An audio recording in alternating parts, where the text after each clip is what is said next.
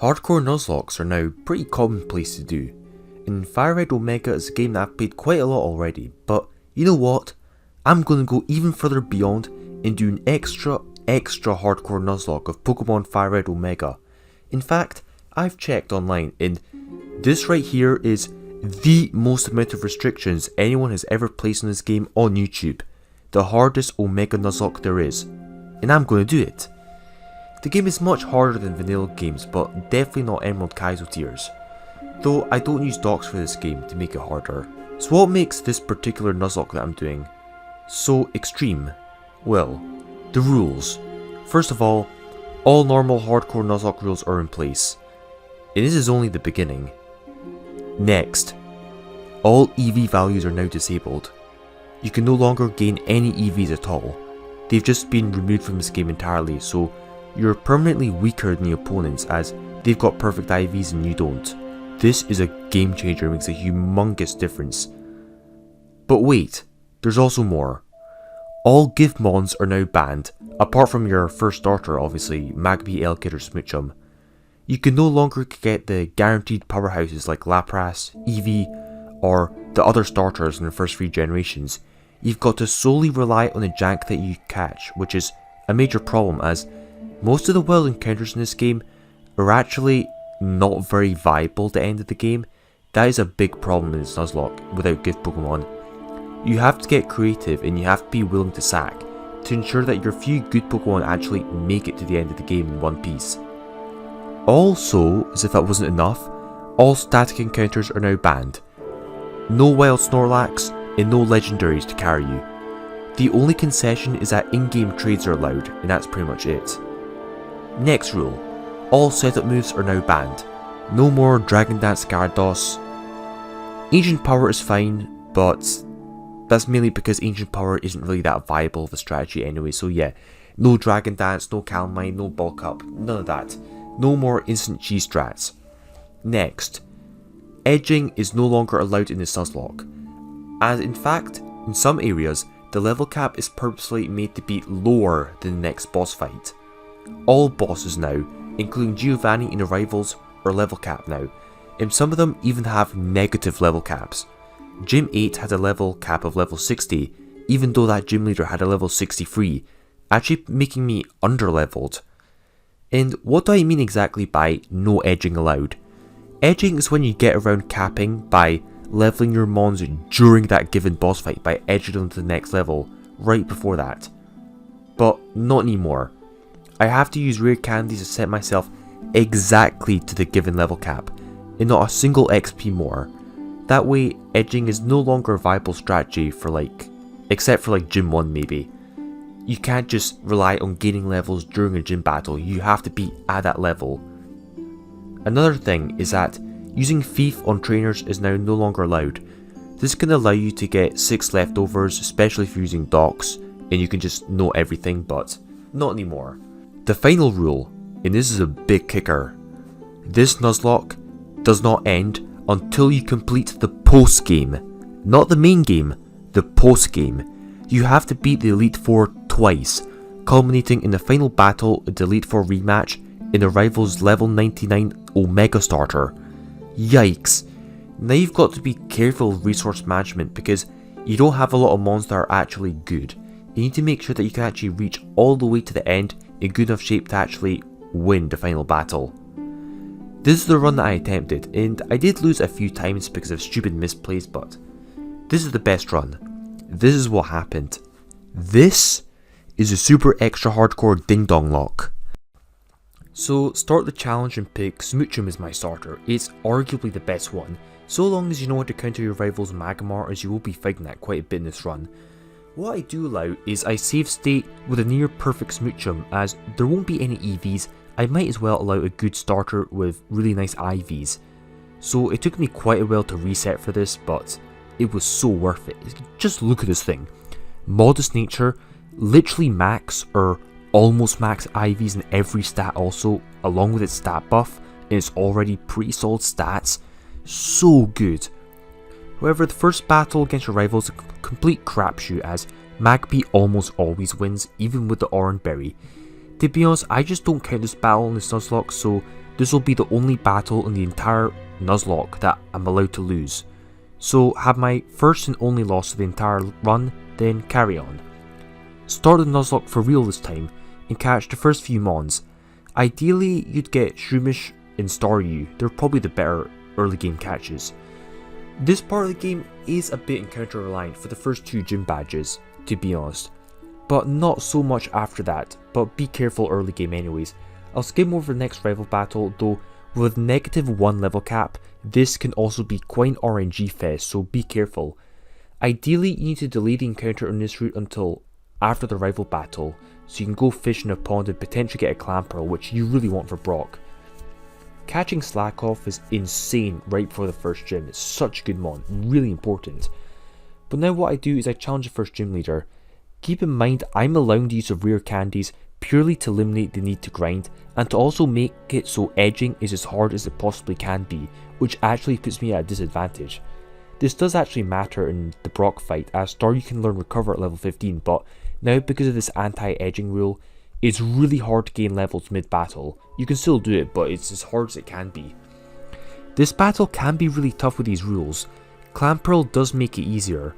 Once his 2 fossils go down, it's not so bad, especially as Staryu did manage to gain a level during the battle, getting a little bit stronger and learning Recover, allowing it to pretty much beat everything else. Vulpix is always annoying to handle, and there was some crit dodging, but that's just part of the early game RNG, there's not too much you can do about it. The lock doesn't really get easier quite yet, and there's still a lot of hard fights to do. Unfortunately my flawless streak ended as I had my first loss. I was unable to catch this wild Chimecho and was forced to run away from it. That's quite unfortunate, but oh well.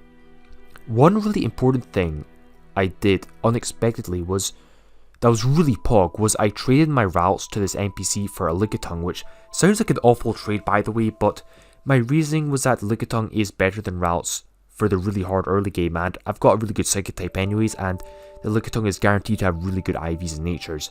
And to my surprise, the traded mon was holding TM Thunderbolts. That is so good actually, and exactly what I need for Gym 2. Catch some more mons though, most of them end up not being relevant, so I'll just skim over most of what I catch. Rival battles next, and this can be hard with Smoochum, so lead off with it to wreck most of his team. But Magby is the real threat, due to me being 1 level under, and the fact that it's got Sunny Day to Gimp water types, making it hard to counter unless you've got a Marshtomp, which just happens to be banned in this Nuzlocke. This time I beat it easily by anticipating it in advance from my last attempt. I had Vigoroth already in on the Magmar. I had Vigoroth already in to yawn it, then give my Huntail TM Rock Tomb to beat it, as I probably won't be needing that TM anyways. Huntail does not actually beat Magby with Water Pulse because of Sunny Day, so yeah, you need to be really careful and you need to use your brain to beat this without risking losses. Misty's next, and she's probably one of the hardest battles in the game actually. So much RNG as her whole team literally revolves around Power Fusion, which is so obnoxious. Make sure you go to Vermilion City first to get all the possible encounters, as you're going to need them most of the time. Getting Oddish was really fortunate. But with Starmie and TM Thunderbolt, I've got a good way of winning. But of course there was a lot of hacks in this battle despite this. Starmie can handle a few of her mons, but the constant paralysis and chip made it too risky to use later on. I really need that Starmie to be alive. Remember, Starmie is actually one of the few mons in this game that isn't completely bad, so it's just too important to lose. This battle is pretty annoying and her Starmie is quite threatening. As long as you've got a good team and aren't too unlucky, you should be able to win, but usually you might have to sack someone to her. It's not that uncommon. I lost Huntail, which is okay I guess, kind of a necessary loss. At least things do get easier after this. The next rival battle was a bit of a meme, as the AI only has level up moves, but because Fire Punch is a level 1 move, his Magmar does not have it, so its only good attacking moves are like Karate Chop, Thunder Punch and Ember, which is kind of funny. I was really paranoid and trying to play around it until I realised that it didn't actually have Fire Punch, so it didn't actually deal that much damage, so that was kind of a free pass I guess. Magmar is a big threat though, in the later battles. Gym 3 is a complete meme. A good grind type can usually sweep really well. Nidoqueen does take out everything on Lieutenant Surge's team except from Raichu, which gets taken out by my Blossom. Pretty much it. So much easier in the first 2 gyms. Next is Giovanni 1, and he's a bit tricky. The main threats in his team are Persian and Kangaskhan.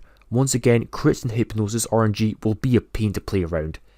But now I've got my own Jinx, and it's such a monster with its amazing IVs and modest nature. Dang. Gyarados got one-shotted by a critical hit from Kangaskhan, Jesus Christ. At this point in the game, there's just no good counter for it right now, because it's got Earthquake also. Yeah, losing Gyarados sucks, but to be honest, I don't even mind that much. Without setup, it's really not that broken this time around, and frankly, Gyarados is kind of boring to use as you always end up just relying on it in Nuzlocks. But to get around the Persian, I put Kingler to sleep, then send in my Breloom to beat it, so it doesn't have to switch in later on in the Persian, then I just beat it with Mach Punch. Wait, why did Persian use Thunderbolt? That was weird. Erica time, and she's definitely one of the easiest gym leaders to counter. Jinx gets to really put in work, as it one-shots most of her team, and ends up sweeping her last 3 mons, except from Blissey of course. The AI did throw extra hard and just gave me the win, so yeah, I'll take it. I did have to dodge a double crit on Blossom, but apart from that, it's pretty easy. Next rival battle is upon his end. He's not too hard this time around, but next time he'll be way tougher. By now you should be able to predict what he'll have in his team, so just make sure you bring counters for whatever he's got. Magmar does have Flamethrower and electric coverage, so don't underestimate that. There are some counters for Magmar, but not too many. You do need to be a bit creative with it. I beat it by using Physical Ninetales? What? Its Brave Nature with good attack IVs and Flash Fire, so it's unironically great at countering it. That's pretty creative, I guess.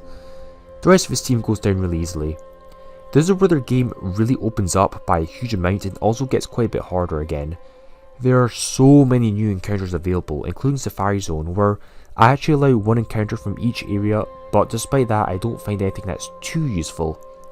A big problem is that the vast majority of encounters will simply be permaboxed or used solely as sack fodder in boss battles. There's a big gap in balancing here due to the old Gen 3 mechanics. That is a bit unfortunate, but at the very least Horsey is a near guaranteed encounter, which is amazing, so keep that safe. You almost always end up bringing Kingdra to the end game in this game. There's a pretty big boss rushed gauntlet coming up now, the first one being the rival battle again, and now his team is not to be taken lightly. I wiped here once, but I won't be making that same mistake again.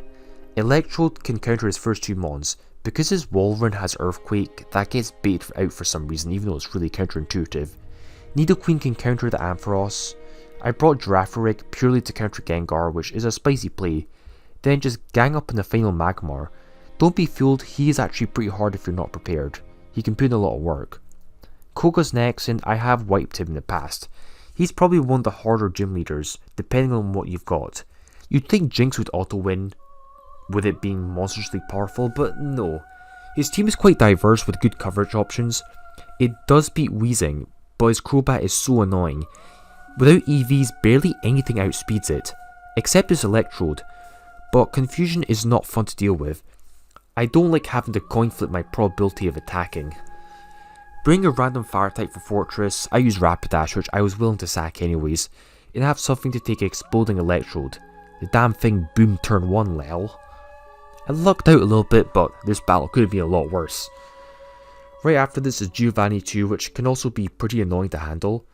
I instantly messed up by leading Crawdon in the Houndoom as it took a hit, but it still was in like 2-hit KO range, and proceeded to proc the special boosting berry in the Houndoom, which made it super strong, which really made me panic. Thankfully Stormy was able to dodge the crit and beat it. I brought Yanma to this battle purely as sack fodder, and it turned out that Nidoking was choice banded, which actually allowed me to beat it really easily. I made a very risky play and risked the crit again on Stormy, which in hindsight was actually stupid of me, but the rest of the battle was pretty much a sweep. Even Persian got one-shotted by Mach Punch. Well, except for the final Cloyster, which somehow one-shotted my Raichu in the switch. I know that can explode, so the Raichu was kind of a sack for that anyways, just in case. That was dicey and I definitely could have played better, but oh well. We all mess up at sometimes in these Nuzlocks. However, next battle, I really messed up. Sabrina is arguably the hardest gym leader in the whole game, as she can easily sweep you with this rule set due to how her team is very fast and can set up calm mines. Without EVs, she's a humongous pain to handle and her mons are very powerful. I brought a few mons that I was willing to lose, knowing this would be hard in anticipation. Radicate went down, but at least it put in some work, but the Gengar was horrible to handle. I outsped my whole team and just kept hitting with Hypnosis, making me unable to properly handle it. This was where I really messed up. I risked slacking, which I really wanted for the end of the game, and risking it here was actually a huge oversight. I should have just sacked my other mons to keep my slacking safe, as really, slacking is much more valuable than 5 shit tier mons in most Nuzlocks. I should not have risked it at all, especially as this one's got a plus attack nature. But I was at serious risk of getting wiped by this Jinx. I assumed that slacking would be able to outspeed it. It didn't. Even with the level advantage and the badge boost, it didn't. Turned out that the slacking, it literally had 0 speed IVs, which really sucked. It should have been able to outspeed like 9 out of 10 times. But because of that, slacking went down. I was legit so tilted over losing it. It's such a good mon. It's a mon that I just really love using. It's so awesome.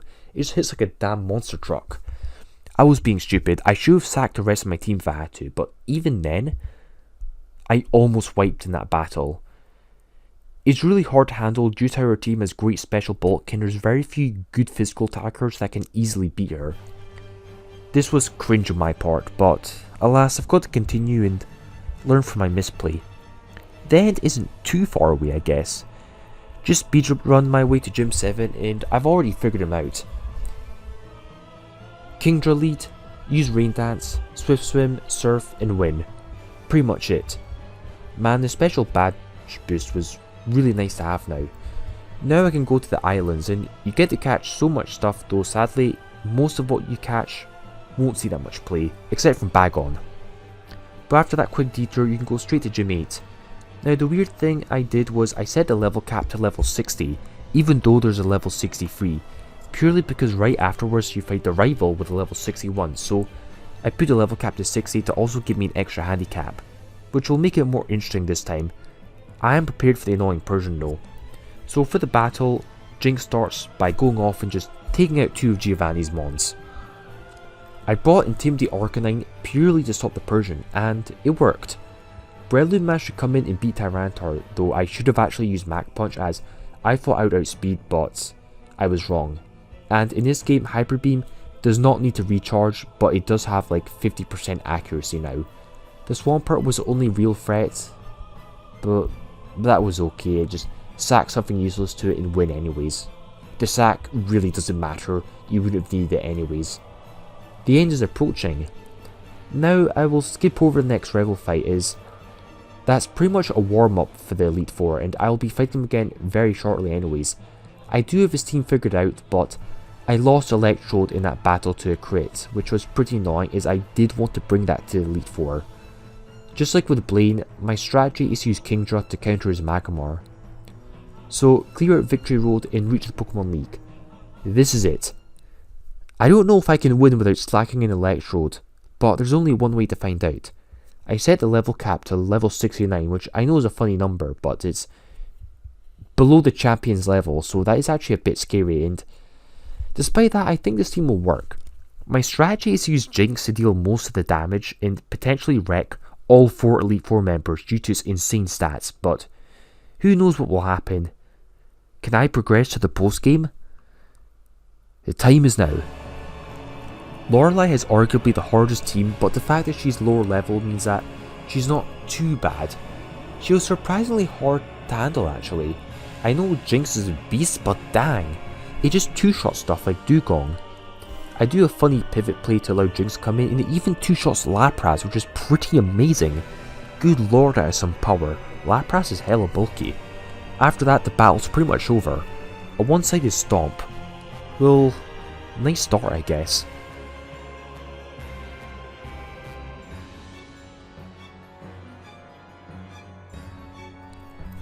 Bruno was well, anticlimactic to say the least. Turns out he got completely bodied by Stormy and Jinx. Hell, I'm pretty sure that Stormy wasn't even necessary. Jinx would have just soloed everything, as I am pretty certain that Steelix cannot take an ice beam. Man, he got so pwned, such a meme.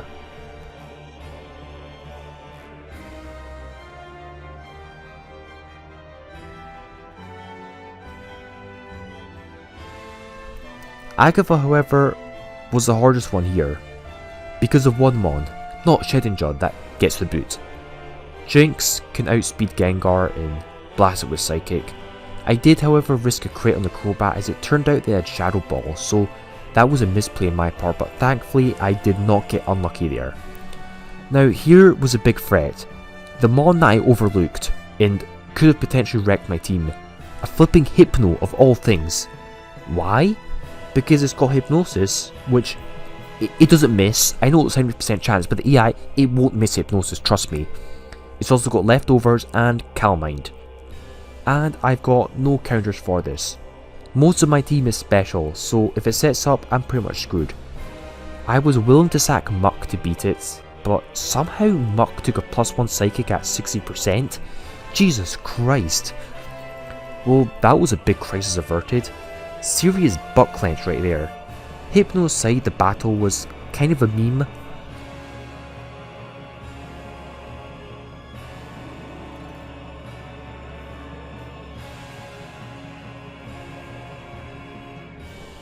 But speaking of memes, lads.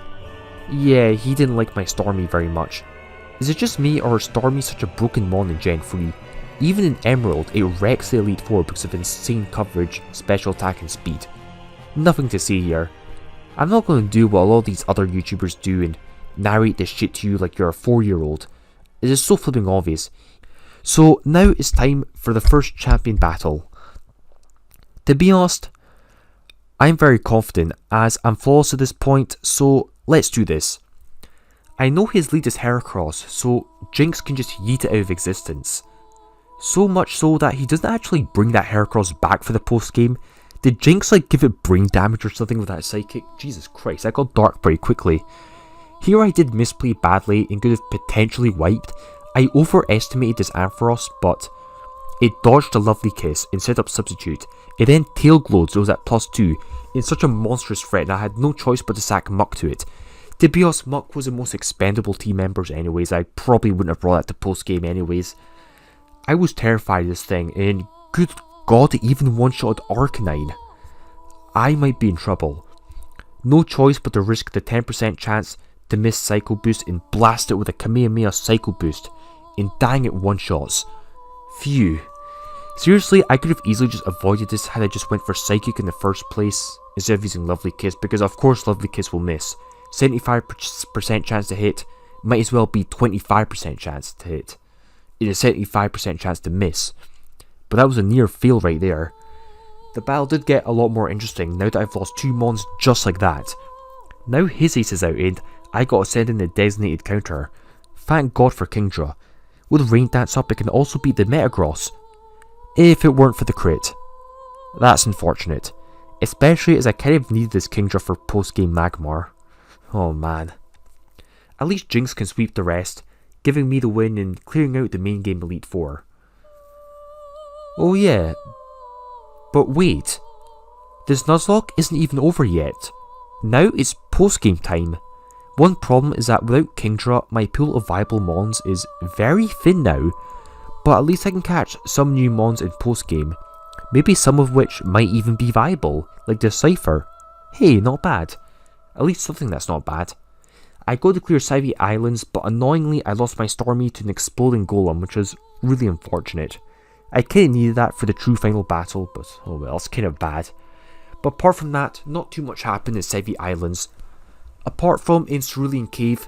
See, I really wanted a Feebas on my team because in case you didn't know, Milotic is kind of disgusting.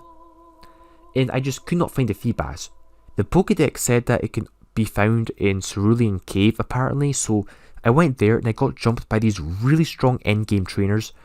One of which literally had a team comprising of 6 Wobbuffets. Just wonderful.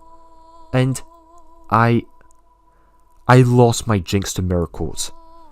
Oh my god. Not my starter.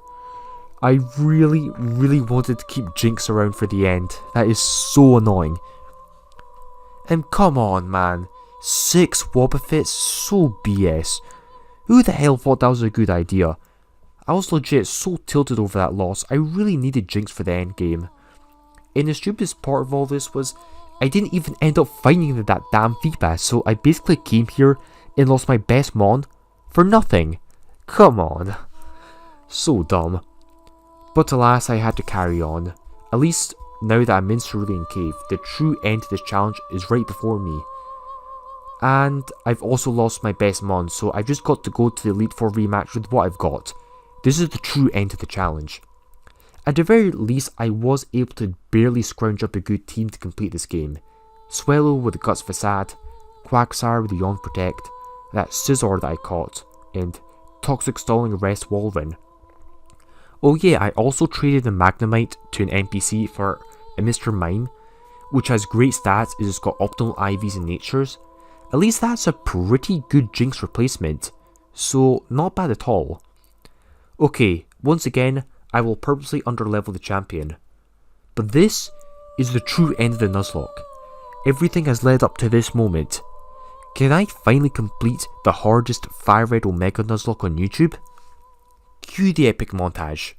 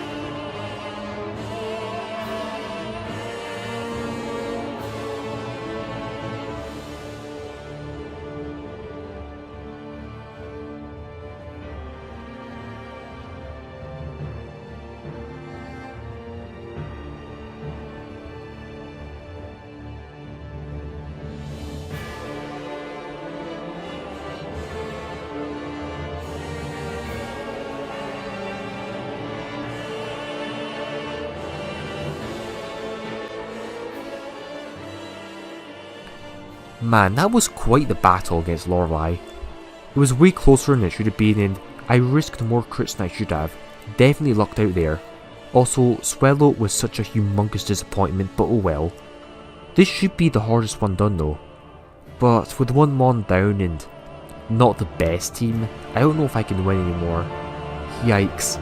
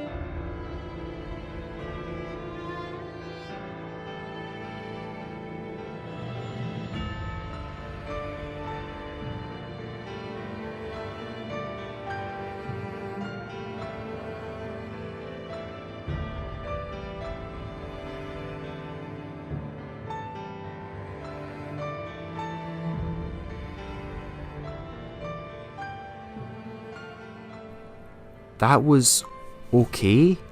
I also risked more crits than I should have, but really surprised to actually get past this in one piece.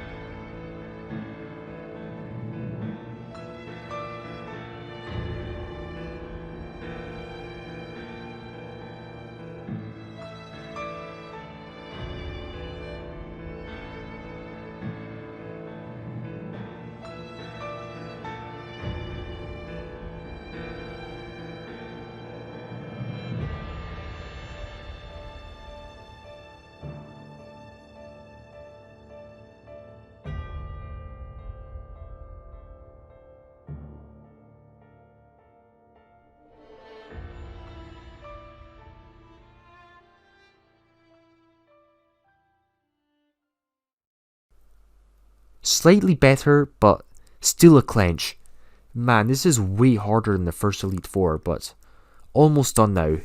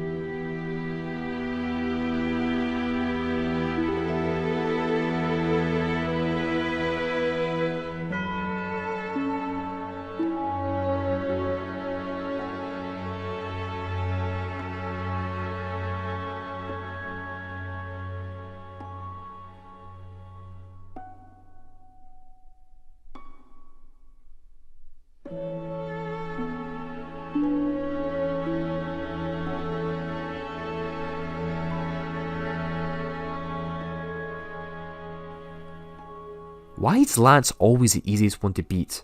But I'm really surprised I've made it to this point. After all this, it's finally time. The true final boss of the game. It's all or nothing now. This is it. Let's go.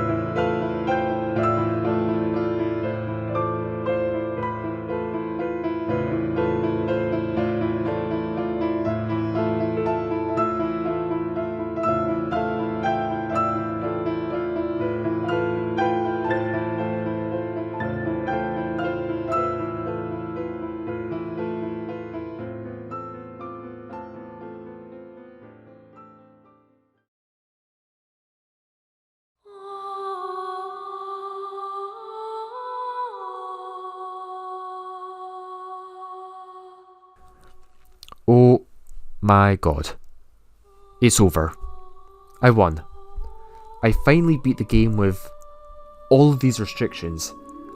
Man, this was something to experience. It was such a fun run to do, and a really spicy twist on an old classic. I had a lot of fun with this and adored revisiting this game. And that's pretty much the true end of the challenge, and I recommend for you to try it for yourself. But with that out of the way, I will see you all next time. This is Ding Dong, signing out.